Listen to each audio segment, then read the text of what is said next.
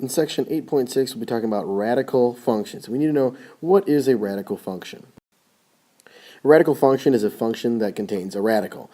Radical is a square root. Here's a basic look at the graph of a radical function, just a particular radical function.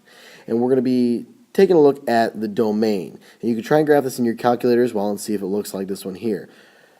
Now, when we're talking about our domains, we're talking about our x values. Our domain goes with our x values. So what I'm looking at is basically, where does the graph start? The graph starts right here. It doesn't go past that blue line. And that blue line is at 1, where x equals 1. So my x values go all to the right, which are my positive values. So my domain is x is greater than or equal to positive 1. And that makes sense.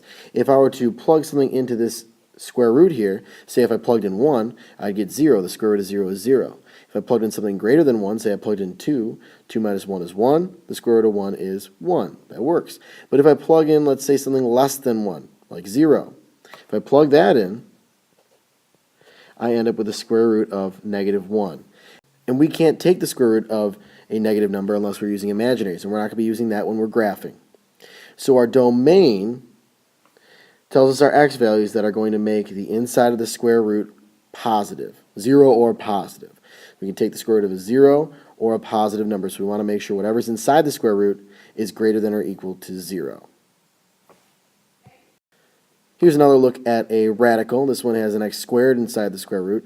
And this time, looking at our domain, we're going to be to the left of that line and to the right of this line. So it looks like we are x is greater than or equal to positive 1. Over here we have x is less than or equal to negative 1. Notice how the arrow points, this arrow here, points in the same direction as our inequality. So what we have is x is less than or equal to negative 1, or x is greater than or equal to positive 1.